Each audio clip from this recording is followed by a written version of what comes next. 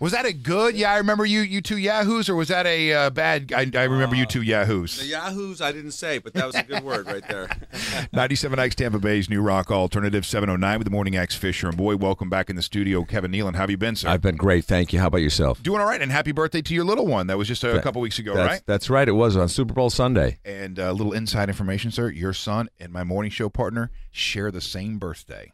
No way. I really got screwed having my birthday on Super Bowl Sunday this year, especially because it was in our hometown here. Yeah. Oh, well, actually, his birthday was on the 29th, but we celebrated on the Sunday. Oh, I see. Yeah, I see. because, you got to coordinate things with who's available kid-wise,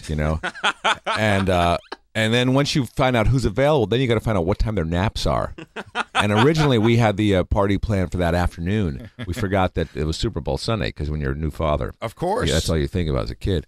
And so then we had to change the time to like 9:30 in the morning because that's when the kids weren't having their naps. Well, this is what I don't understand, and I understand that when you prioritize things in life, a lot of people do put their kids towards the top. Yeah. My brother's, my godniece, my niece, right? Your my goddaughter. My goddaughter, rather. Yeah. Her birthday is February 2nd. So they had their birthday party on Super Bowl Sunday, and he calls, and of course I'm the godfather, and they live up in Orlando, and says, "Hey, you going to come down?" And I go, "No, what are you doing? I realize your kids are kind of important to you, but you got to think of other people in situations like this, and you're going to have to do this for the rest of your days now, Mr. Nealon." I understand that. When you're going to have to plan these birthday parties the weekend before or the weekend after, and come up with a good excuse for the next couple of years and why you're doing that. Now, what kind of party did you have? Did you hire a clown or mime or anything like that? It was a two-kegger. Yeah.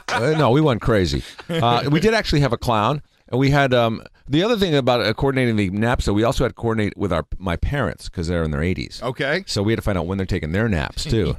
So it turned out at 9:30, I had to go pick up the cake at 9 o'clock in the morning, and then we had cake at 10:30 in the morning, But and your boy just turned 2 or 3? He turned 2. And we did have a clown. We had a clown and I learned a lot about the clown business. Up to a certain age, this clown agency, they said, my wife arranged it, and the agency said, "We're going to send you the clown that we send celebrities." I said, "Great," or my wife said, "Great, that'll be fantastic." But up to a certain age, they will not send a male clown because it scares the kids. They will send a female clown. Really? So we got a female clown. And there was only 2 kids at my kid's birthday party, so she had a lot of extra time on her hands. She had too many balloons, too many bubbles, and so they got really special attention. Did they tell you what other celebrities have rented out these clowns, or no? She did not ask her, but yeah. Did you figure out? Could you see? Oh, this is why they saved this clown for us celebrity types. Was there something special about this clown? Yeah, I know. Or she's a clown that knows how to keep her mouth shut. She kept her mouth shut, but she did get in a lot of pictures that I wanted her out of. Because I didn't want to look back in 20 years, go, oh, geez, we couldn't even entertain our kid with 2 other friends. We had to hire a clown. Dish, we hear you were at Jennifer Aniston's 40th birthday party. Do tell, sir, do tell.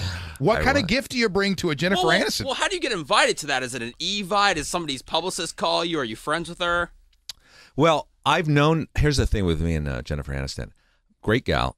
When I lived in New York City, when I was doing Saturday Night Live, when I first got there, I lived in the Upper West Side, and I would go down to this before I was a vegetarian, this hamburger place called Jackson Hole. Mm-hmm. And there was this very cute hostess working there.